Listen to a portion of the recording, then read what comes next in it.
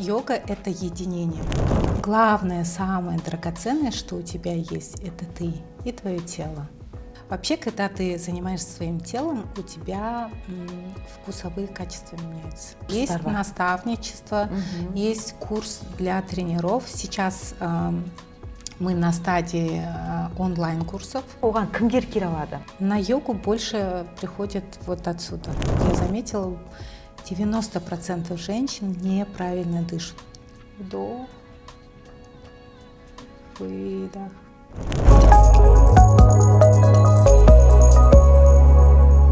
Армысыздар, Шолпан Абад YouTube каналындағы бәр мүмкін подкастының кезекті шығарылымы. Көрерменге, тыңдарманға ой салатын, жігерлендіретін подкастың кезекті шығарылымы, және бүгінгі біздің подкастымыздың тақырыбы өте қызықты болмақ. Тек қана медитация, әйел дамуы, йога, энергия, ароматерапия, дыбыс терапиясы дейтін не және оны қалай қолдану керек. Осы тақырыпта бүгінгі біз подкастымызда сыр шертетін боламыз. Бүгінгі біздің студиямыздың қонағы Йога Ватрау студиясының негізін қалаушы Хатха йога, флай йога, кундалини йога, медитация, дыбыс терапиясы, ароматерапия, дем жаттығуларының практикасын жүргізетін кәсіби бапкер Алия Кибаш біздің студиямызда қонақта. Қош келдіңіз. Саламатсыз. Көңіл күйіңіз қалай жеттіңіз? Хорошо. Бүгінгі біздің студиямызға келгеніңізге рахмет айтамыз. Және ең бірінші сұрағым келеді, йога әлеміне қалай келдіңіз? Ну, если честно сказать, вообще даже не думала, что буду преподавать по йоге. Это, знаете, в какой-то момент в жизни у меня было такое, что я жила без энергии. То есть я почему-то внутренне думала, неужели я так всегда буду жить? Это я просто приходила домой, быстрее как попало готовила кушать, и лишь бы поспать. Вообще такое состояние было. Это, знаете, когда ты живешь на низких вибрациях, это просто покушать, поспать, сходить на работу на таких вибрациях. И у меня какой-то внутренний взор пошел в себя, и я почему-то не захотела так жить. Охота было что-то другое, что-то творить. И в этот момент, как раз когда говорят, что на запрос приходит и ответ, я увидела статью про йогу. Вот, я увидела статью про йогу, начала глубже изучать, и тогда я увидела, у нас большой билборд висел, где Сауран, по-моему, и тогда я увидела объявление, что набор идет на йогу. Я когда позвонила, узнала, там ежемесячная абонплата стоила 24 тысячи. То есть, представляете, это лет 10 назад, 24 тысячи, это было для меня очень много. И, конечно же, я приглушила это в себе. Но каждый день, живя так, я просыпалась с тяжестью, на работу ходила. Это, знаете, прийти домой, я помню, у меня самое любимое легкое блюдо было это пожарить вермишель с тушенкой, либо с фаршем, знаете, быстро, лишь бы что-то приготовить, и вот так вот. И я начала взвешивать. Как раз в этот момент у меня была потеря близкого человека, и я начала задуматься вообще, что такое жизнь, для чего мы живем. И тогда я коснусь материального, я просто начала взвешивать в тот момент, я все равно покупаю наряды на каждое мероприятие. И я подумала, лучше я сэкономлю на нарядах, но это самое лучшее решение было в моей жизни. Я так благодарна себе, что тогда я выбрала реально это решение, потому что я подумала, лучше я не куплю какой-нибудь наряд, но я пойду на йогу. И вот в этот день, наверное, у меня, благодаря этому дню, благодаря этому решению, у меня все изменилось. Вот. Я начала ходить на йогу. Конечно, первое время было тяжеловато с дисциплиной, но потом, когда я уже почувствовала улучшение, мне не захотелось вообще пропускать йогу. То есть я даже если пригласили в гости, дальше что-то, я лучше с опозданием, но всегда старалась не пропускать. И после у меня был в жизни такой, знаете, переломный момент, где был развод, и у меня было два пути. либо в спиртное пойти, это же обычно так, потому что состояние такое, знаете, либо пойти обучаться либо в спорт, либо во что-то еще. То есть я должна была как-то поменять фокус. И я просто задумалась, что я люблю, что меня завлекает. И тогда я решила поехать в Алмату, чтобы отвлечься. Я поступила в институт йоги, и это я делала только для себя.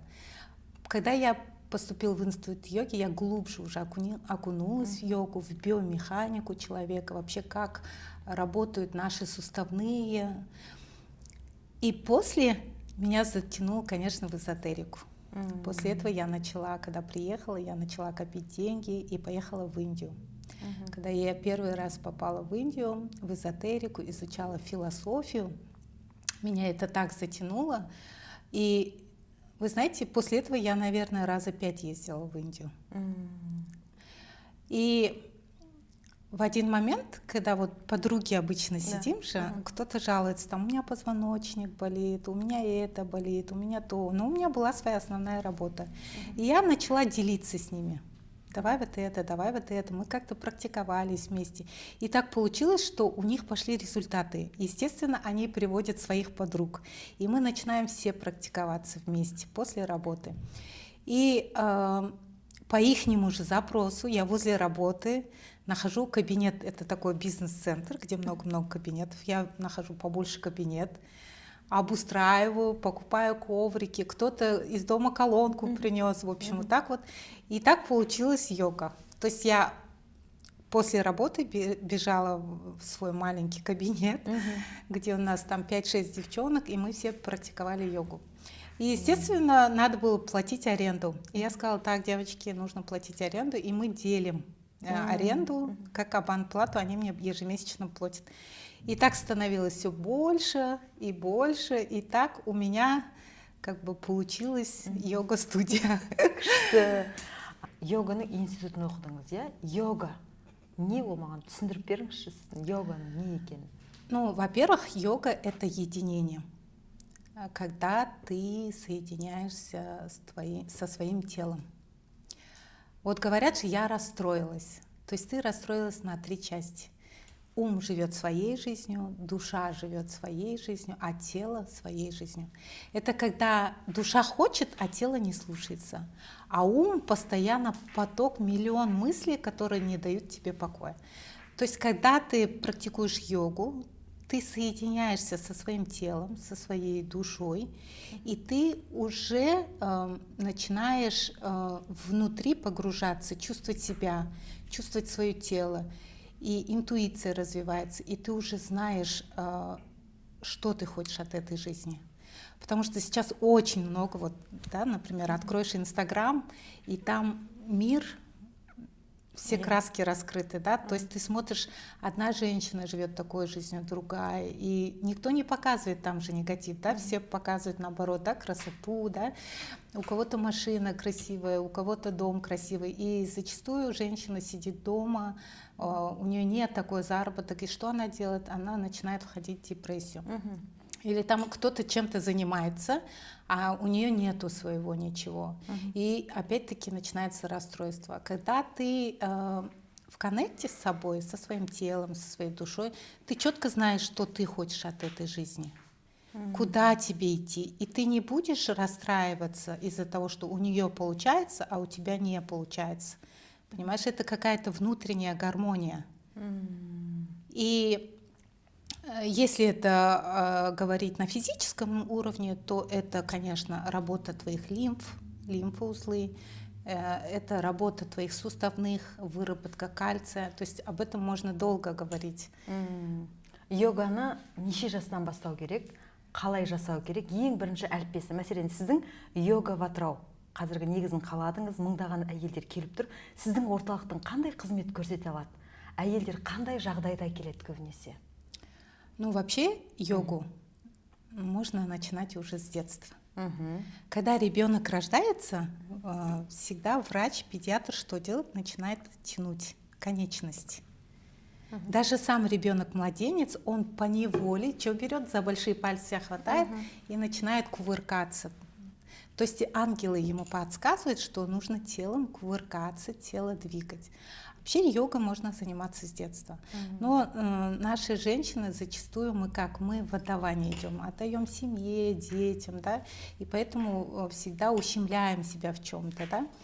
И приходит уже в каком состоянии, когда в депрессивном состоянии, когда уже позвоночник болит, когда коленные суставы уже болят. Обычно приходят в таком состоянии. И наш центр помогает женщинам, более плавно их вводят в разные практики. То есть если вы пришли по физическому телу, я лично консультирую девочек, потому что я вообще заканчивала, есть йога-тренер и есть йога-терапевт. Йога-терапевт, который больше глубже, да, может рассказать о физическом теле. То есть женщина пришла, при разговоре со мной я могу вывести, какая йога ей больше подходит.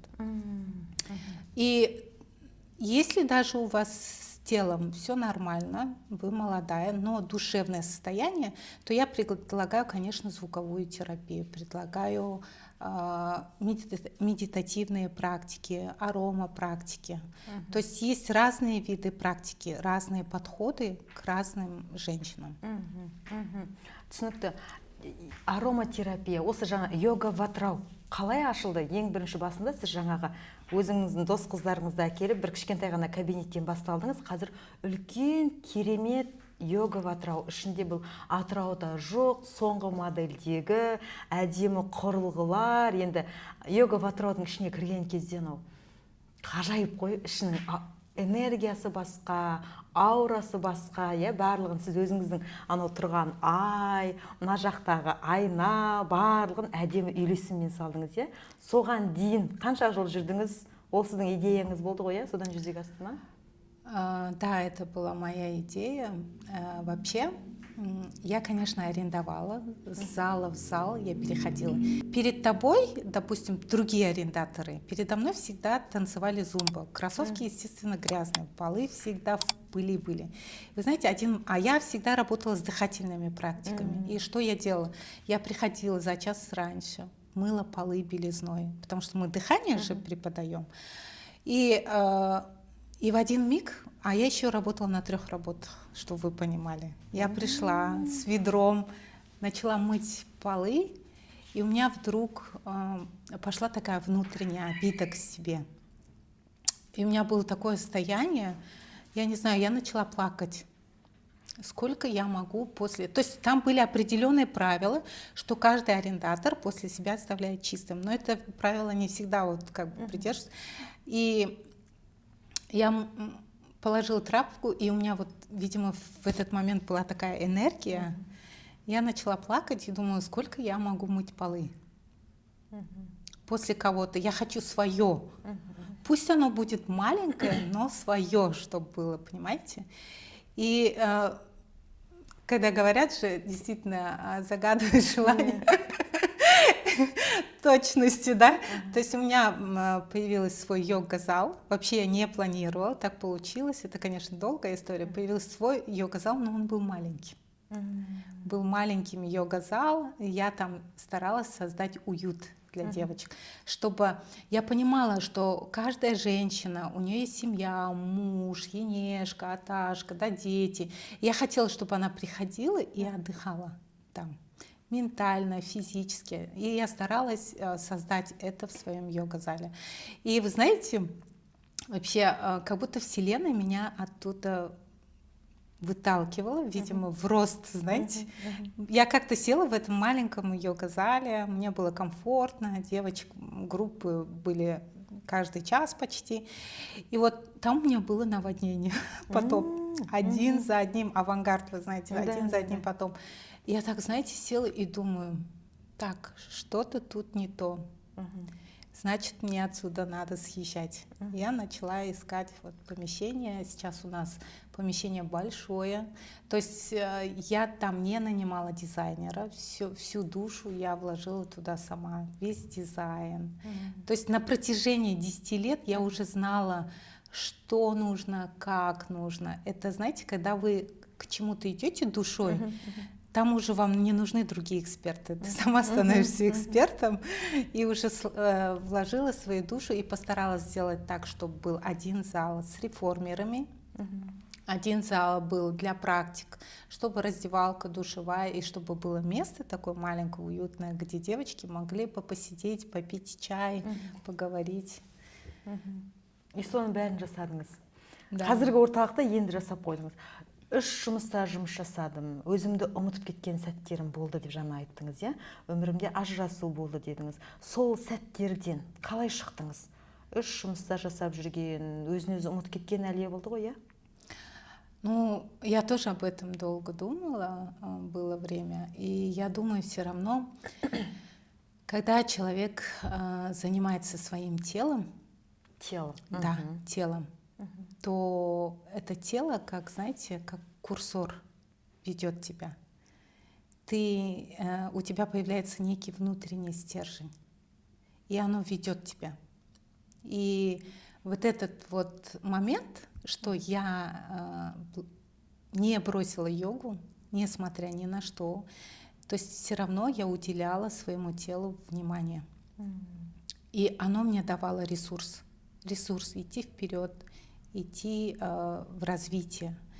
И так получилось, что когда либо я выбираю свою профессию, либо я иду на йогу полностью. И я выбрала, конечно, йогу. То есть мое хобби превратилось в мою профессию. Вообще, на самом деле, у женщины очень много чувств, да? И зачастую женщина не может совладать этими чувствами. Она может сейчас так, может завтра так, третий так. И часто, я заметила, впадает в депрессию, в жертву, в жертвенное состояние. То есть ты сама автор своей жизни. И женщинам иногда удобно быть в жертве. Вот когда приходят ко мне и говорят: ой, я хочу, но я не могу, у меня это, у меня то, я просто понимаю, я вижу, что человек живет в жертве, что человек не выбирает. Я просто ничего не говорю. Я просто внутри как бы молюсь за эту женщину. Пусть она когда-нибудь поймет, да, что важное, что есть в ее жизни, это она сама. Потому что детям нужна здоровая мама, счастливая мама, мужу нужна здоровая жена, счастливая жена, да? Если когда ты уделяешь в неделю всего лишь по 1 часу самой себе, я думаю, ты в ресурсе отдашь больше семье, нежели ты будешь постоянно в депрессивном состоянии, в жертве, усталая, без энергии. Лучше, конечно, посещать практики разные, наполняться и потом это дарить своей семье. Сіздің балаларыңыз қазіргі таңда барлығы йогамен шұғылданады ма? Айналаңыздағы адамдар? Ну, вы знаете, каждый человек, как бы, да, у меня сын, например, занимается спортом, да, Хелен, например, растяжки делает. Конечно, они понимают, видя, смотря на меня, что нужно все равно заниматься телом. Түсінікті. Сіз бұдан бөлек пайдалы тамақтар. Бірінші йога батыраудың ішіндегі мына ароматерапия, дыбыс терапиясы бар ғой. Әрқайсысына жеке-жеке тоқталайықшы. Йога бұл денемен жұмыс. Я? Денеңді тарттың, созылдың, қандай ма бір ауруларың кетті, тіке ұстадың, я? Иығыңды тік ұстадың деген сияқты, оның барлығы болды. Енді екіншісі біздердегі дыбыс терапиясы. Құранда да жазады ғой, ең бірінші есту, көру, сосын ойлау деп. Дыбыс терапиясы қаншалықты көмектеседі? Жаңағы сіздердегі чашалар ғой, иә? Да, это тибетские чаши, я их прям с Тибета заказала. Это ручная работа. Қолдан жасалған. Звук вообще, когда создавалась планета Земля, первый на Землю упал звук.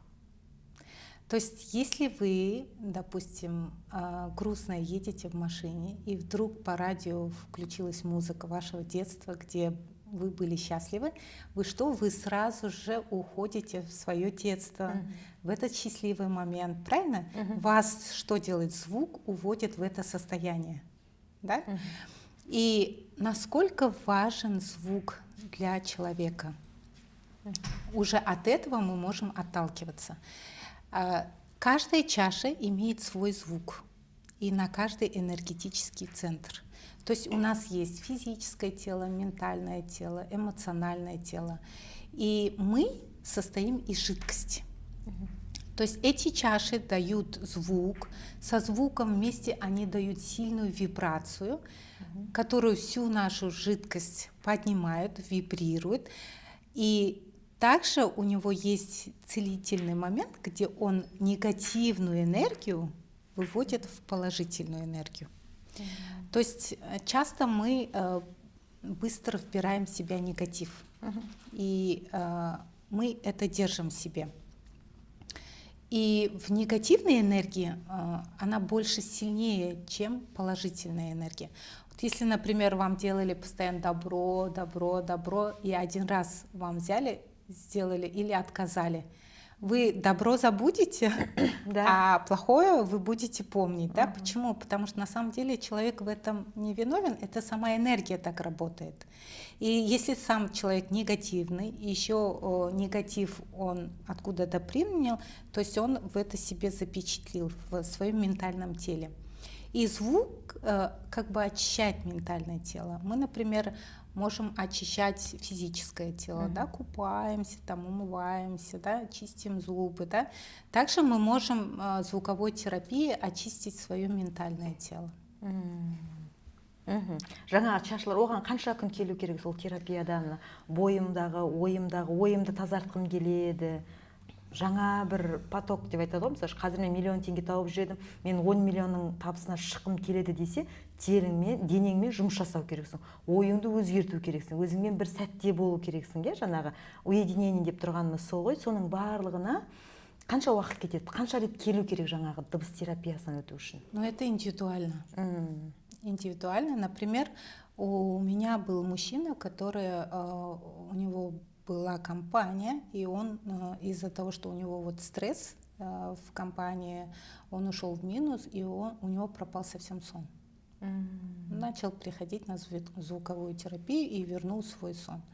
Например, была женщина, у которой она потеряла ребенка, и у нее было состояние такое, да, вот. То есть мы вошли в медитацию, и в медитации она видит своего ребенка. Представляете, ребенок царапает ей пупок и говорит: мама, отпусти меня. Вот. То есть вот эта вот привязка ментальная, да, и ее уводит в это состояние, где она не хочет жить, забыла про других детей, понимаете, только думает о смерти этого ребенка. И в таких случаях очень тяжело самой выйти. Лучше, конечно, прийти на практику, лучше обратиться к разным проводникам, чтобы мягко оттуда выйти с этого состояния. Ароматерапия ол бөлек па сонда? Ароматерапия, то есть у нас есть как бы 5 элементов. Это земля, огонь, воздух и эфир. Это эфир.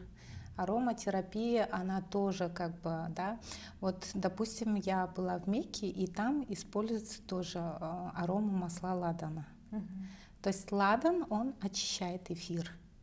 То есть наша аура вокруг нас, когда мы используем эфирные масла, мы можем нанести вокруг себя, и на 6 часов мы как бы свою ауру защищаем, да. Там чистый концентрат разных масел, есть афродизиаки, есть лечебные масла. Также я провожу симфонии клеток, где по позвонку, по стопам мы проходимся по протоколу разные эфирные масла, что благоприятно сонастройку тела делает. Вот. Бұған кез келген адам бара алады, яғни қандай ма бір өмірдің қиындығында жүрген болсаңыз, йога батырауға барған кезде сіз жаңағы дыбыс терапиясын, ароматерапия, денеңмен жұмыс барлығын бірге алып шыға аласыз. Осы бағытта айтып кету керек, сіз пайдалы тағамдар. Соған ерекше ден қоясыз, е? Адам айтады ғой, сен қазір қандай тамақ жеп жүрсің, сен соған ұқсайсың. Е? Да. Вегетариансыз ба? Да, есть немного, конечно, я не скажу, что я полностью вегетарианка, потому что это очень тяжело. Вот. Оған қалай келдіңіз? Потому что Жаңа өзіңіз айтып қалдыңыз ғой, макарон мен тушенканы немесе жаңағы. сейчас я стараюсь больше легкой пищи кушать, которая быстро переваривается. Вообще, когда ты занимаешься своим телом, у тебя вкусовые качества меняются. И бывает так, что ты чувствуешь, вот, допустим, я могу утром проснуться и почувствовать, как будто мне витамина С не хватает в организме. Да? И я начинаю пить апельсиновый натуральный сок. Вот. Я чувствую сегодня, что мне зелени не хватает, клетчатки. То есть у тебя обостряются вот эти моменты, когда организм, и ты слышишь свой организм, и ты четко знаешь, что ты хочешь кушать. Понимаете? Когда ты затупляется, ты можешь все подряд кушать, не можешь понять, что ты хочешь. Ну, что-то хочешь, но и начинается у тебя такой жор.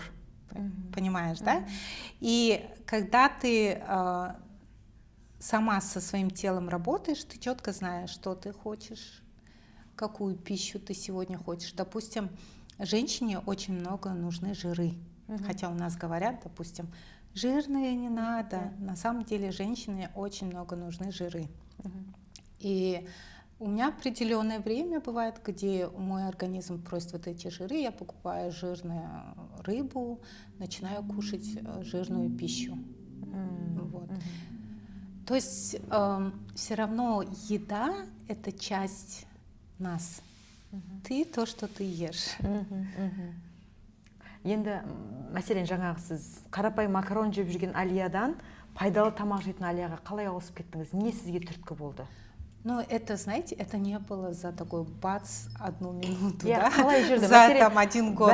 Это вот, знаете, это протяжение вот 10 лет. 10 жылдың ішінде жаңа Алия қалыптасты. Потихонечку. Потому что у меня не было никого, чтобы мне подсказывало. Я сама по наитию шла, исследовала. То есть у меня были дни такие, где я наедалась.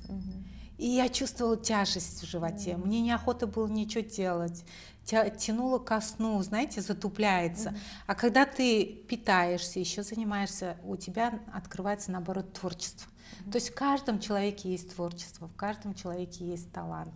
И когда он придерживается своего тела, поднимает свою энергию, у него раскрывается вот этот талант. И сейчас, например, мне хочется рисовать, петь. Я вообще не думала, что я захочу рисовать. Хочется петь.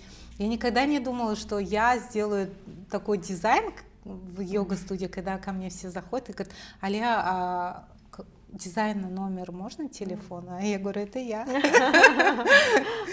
Күшті. Ең бірінші тамақ судан басталады ма? Қанша литр су ішіп? Міне қарапайым адам қазір бізді қарап отыр, өскісі келіп тұр, өзгергісі келіп тұр. Неден бастайды? Бірінші қадам. Тамақты. Мәселен енді қазір балып пайдалы тамақ алайын десе, ақшасы қазір жетпей жатыр.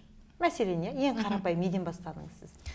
Вообще, я советую после, допустим, 35-40 лет воздержаться мучных, где есть глютена, много глютена. То есть оно кишечник смазывает, и вот этим ворсинкам не дает работать. То есть это тяжелая пища. Воздерживаться от глютеновой продукции больше. Сахар, конечно, побольше жидкости. Но, конечно, рано утром пробуждать свой кишечник теплой водой. Қытайлықтар айтады ғой, үнемі ыстық су ішіп жүру керек деген сияқты. Соның барлығы пайдалы тамақтан басталады. Өткен жолы сізбен отырған бір әңгімемізде айтып қалдыңыз, бұрындары жаңағы бай патшалар өзінің құлдарына макарон жегізген, өздері бал жеген жаңғақтарды оларға жеуге болмайтын болған деп, сол әңгімеңіз маған қатты ұнап қалды. Сонда олардың барлығын сіз зерттеп қарадыңыз ғой, солай ма? Да, это мое такое свое исследование. Есть фильм «Пища богов». И вы знаете, вообще фараоны, цари, они четко подбирали еду. Они пили чаи специальные, да, на основу трав. И они своим рабам никогда не давали мед, орехи. То есть они им давали такую еду, которая, наоборот, затупляет ум. Потому что им невыгодно было, чтобы рабы стали умнее их. Сами они всегда питались хорошей, качественной едой. То есть это были орехи, натуральный мед, финики были, да. Это такая еда, которая, наоборот, кормит наш мозг. Он не затупляет наш мозг, потому что наш желудок — это наш второй мозг. Чем больше вы едите тяжелой еды, да, тем больше вы затупляете свой мозг.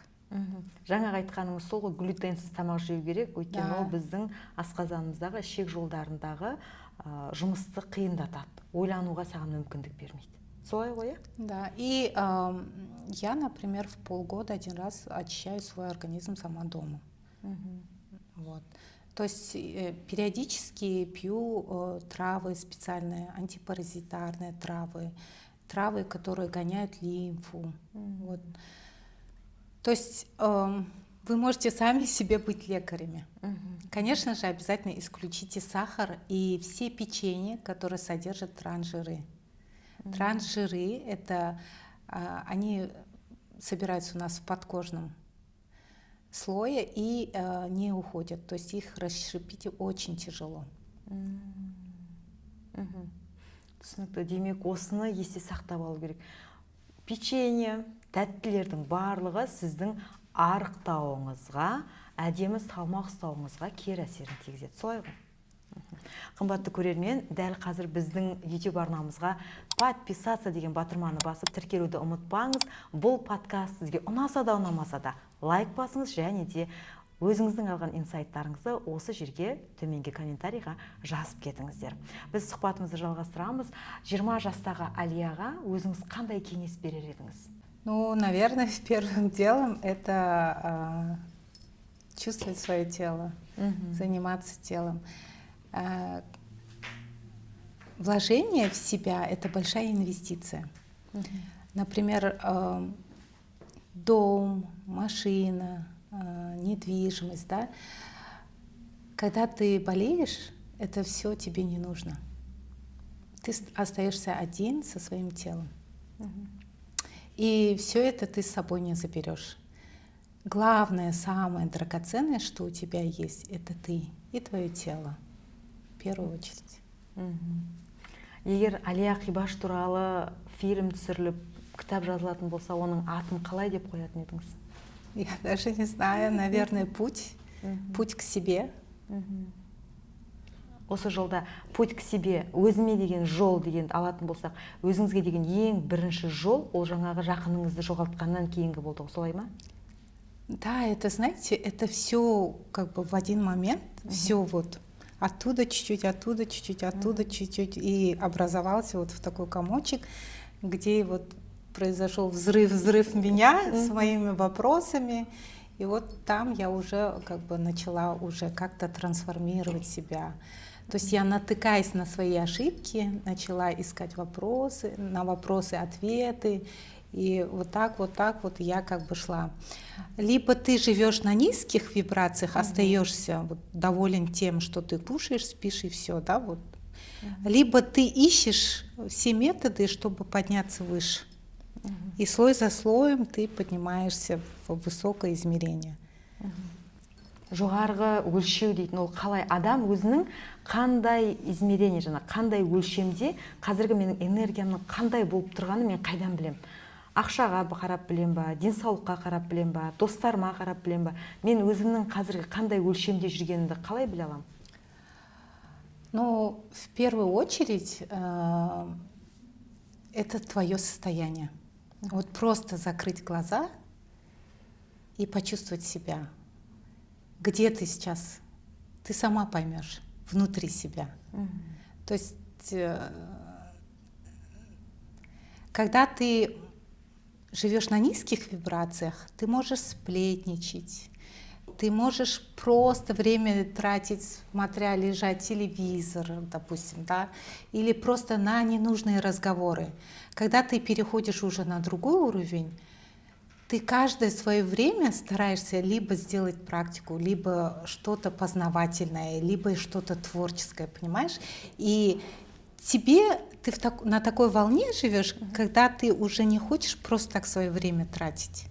Когда ты делаешь благость, что-то интересное, что-то творить, и твоя жизнь уже не превращается вот вышел из квартиры, пошел на работу, пришел домой обратно, вот один и тот же маршрут. У тебя жизнь уже разукрашивается, и каждый день что-то новое, каждый день что-то новое ты познаешь.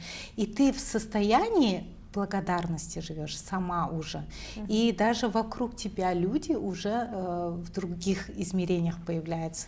То есть они тоже уже, то есть ты начинаешь часто получать подарки, сама часто, даже вот дорога, где-то тебе повезло, где-то что-то, где-то о чем-то у тебя был какой-то запрос, и ты сразу на этот запрос находишь ответ. И это уже говорит о том, что ты вышла уже на другое измерение. Сол арқылы біліп отырасың өзіңнің қандай өлшемде жүргеніңді. Енді өзімнің энергиямды, вибрациямды йога залға бармай, басқалармен сөйлеспей, өзіммен өзім отырып көтере аламын ба? Мәселен, мен өзім түсіндім, мен төмен деңгейде жүр екенмін деп түсіндім жаңағы. Енді одан жоғары деңгейге шығу үшін ең алғашқы қадам. Конечно, сам человек может. Человек вообще может все. На самом деле, да, он может. Просто, например, ты, когда знаешь человека, который сделал этот путь, и обращаешься, он сокращает твой путь. Ты можешь этому идти сама, но у тебя времени долго уйдет. Когда ты обращаешься к человеку, к проводнику, который прошел весь этот путь, он сокращает тебе этот путь и делает ее более легкой. Яғни ол адамның тәжірибесін, уақытын пайдаланады. Сіз қазір тек қана йогаға үйретесіз, және де қосымша мамандар дайындайсыз ғой, солай ма? Да, сейчас я готовлю тренеров. 10 жылдық тәжірибеңіздің барлығын жинақтап, арнайы тренерлер дайындап жүрсіз. Сізде наставничество бар, тәлімгерлік бар ма? Қандай курстар бар? Есть наставничество, есть курс для тренеров. Сейчас мы на стадии онлайн-курсов. Вот сейчас вот у нас идет запись онлайн-курсов. То есть вы можете купить ссылку для женщин беременных, которые не могут выйти из дома. Я вот специально делаю такой курс, подготовку к родам, во время беременности, мягкие растяжки дома. И для тех тоже, кто сидит дома, ухаживает, допустим, за родителями, тоже не могут выйти, тоже мини-курс хатха-йоги, где он может включить, пройтись по ссылке, включить телевизор и дома позаниматься. Жаңа наставничество тәлімгерлікке не кіреді, ол қанша уақыт оқиды? Жаңағы сіз айтқандай өзінің деңгейлерін шығарып, барлығын бір сәтте үйреніп шыға ма? Үйренгеннен кейін оған қандай пайда болады? Ну, смотря запрос человека, что он ищет. Если он хочет также открыть йога-студию, идти по моим ступеням, то есть я показываю все то, что я умею. Вот, это я готовлю его как тренера, как работать с клиентами, как привлекать клиентов, как держать йога-студию, с чего начинать, что нужно, как нужно. То есть вот эта внутренняя кухня, помимо ментального своего состояния, она еще получит вот внутреннюю кухню йога-студии. Ол жерде тренерлер де үйренеді, тренерлікке де үйренеді, өзінің орталық бизнес ретінде ашып. Демек, бірінші сен өзіңді түсінесің, өзіңнің деңгейіңді жоғарыға көтересің, өзің бірінші бәрін білесің, сосын тренер ретінде үйретесің өзгелерге, және сол орталықты ашу арқылы табыс таба аласың. Дұрыс түсіндім ғой? Яғни 10 жылдағы сіздің білген түйгендеріңіздің барлығын алып, берейін деп отырсыз ғой. Да. Қаншалықты қызығушылық бар ма? Оған кімдер келе алады? Кез келген адам бара ала ма, әлде кім бара алады оған? Это, знаете, вообще на йогу люди просто так не приходят. Солай ма? Да. Это не так, чтобы вот на самом деле это сразу видно, когда человек приходит из-за денег, вот, да. На йогу больше приходят вот отсюда. Когда ты отсюда приходишь, начинаешь практиковать, тогда ты, конечно же, и люди к тебе придут на твою энергию. Вот. И я всегда советую, и всегда смотрю, и всегда спрашиваю, а тебе нравится это? Ты любишь это, ты даешь?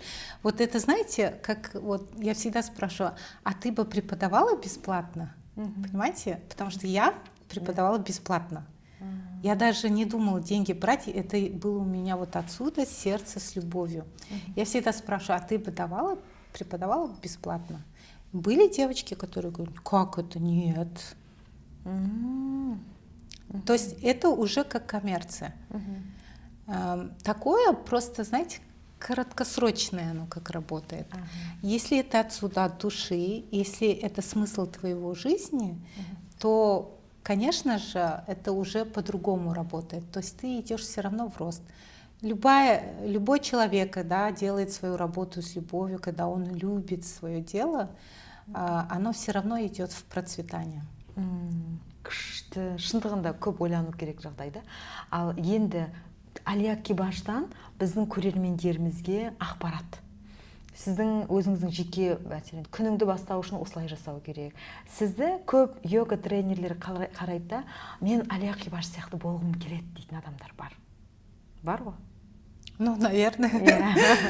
Қандай кеңес берер едіңіз?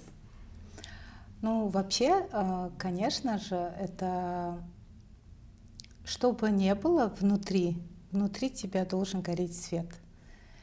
И ты всегда должна на секунду, вот утром проснулась, на секунду просто сесть, закрыть глаза и почувствовать себя внутри себя.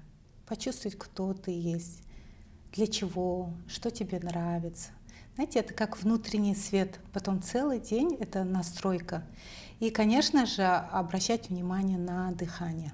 У нас, вот я заметила, 90% женщин неправильно дышат стрессовые.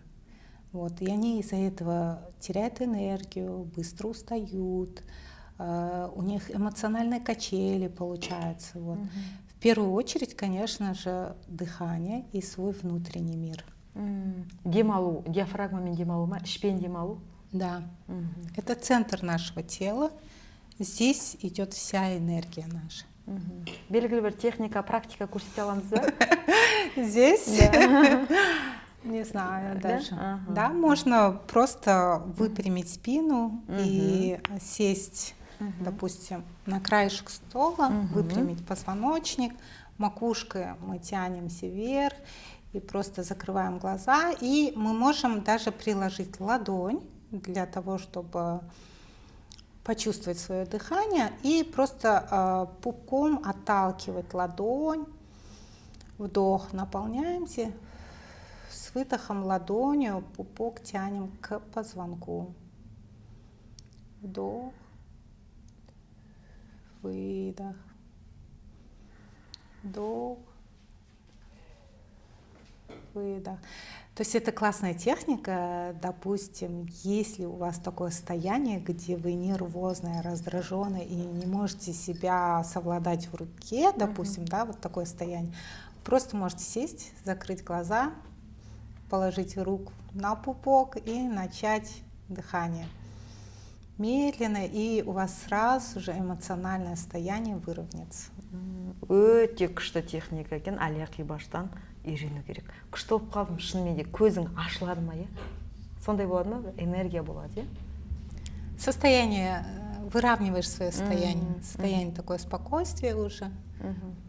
На самом деле бывают же такие моменты, да, в этот сейчас, да, ты такая раздраженная, ты можешь разрушить все, вот энергия, да, прям от злости, либо от чего-то еще, да, или какое-то возмущение у тебя, да, но потом, когда ты через какое-то время вспоминаешь и думаешь, блин, какая я была дурой, зачем я там сделала вот так стыдно, да, вот, и когда ты уже начинаешь практиковать с собой, у тебя не будет таких эмоциональных качелей, то есть ты будешь уже такое состояние взвешенное. Между прочим, такими людьми, у которых эмоциональные качели, можно, как сказать, управлять. Да.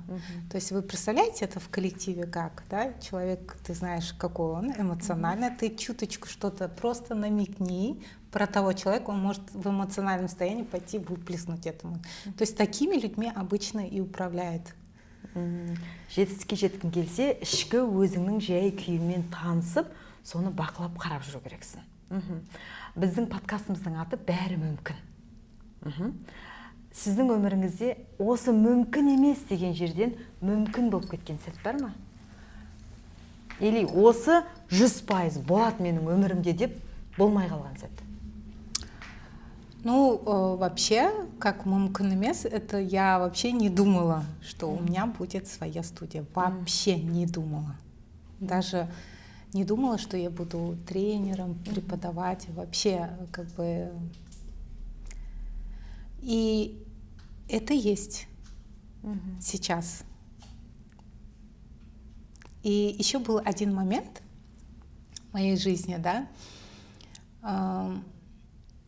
Когда-то я увидела по Ютубу одно видео, где женщина на Гоа, на берегу Гоа, тогда я даже не знала, что это такое Гоа, что это Индия, она делала йогу. Тогда я уже начала практиковать йогу, и мне так понравилось ее движение, вот этот. А там еще такой закат был, и он зеркалом отдавался на песке. И как будто, знаете, зеркальный песок, и она там практиковала йогу. Когда я увидела это видео, я думала, где это? Это так божественно. Где это? И я просто потом, через некоторое время, до меня дошло, это же было лет где-то 10 назад, что, оказывается, там внизу есть описание, какая музыка, где это. Я тогда прочла, что это на Гоа, вот так, вот так. Я думала, блин, какое классное место. Наверное, я туда никогда не попаду. Вы знаете, когда я попала на Гоа и сидела там же на пляжу и практиковала йогу, и когда вот этот видела закат, я просто вспомнила это видео. То есть я была в тот момент, я так сильно его хотела, но потом по всяким периодам жизни я про него забыла.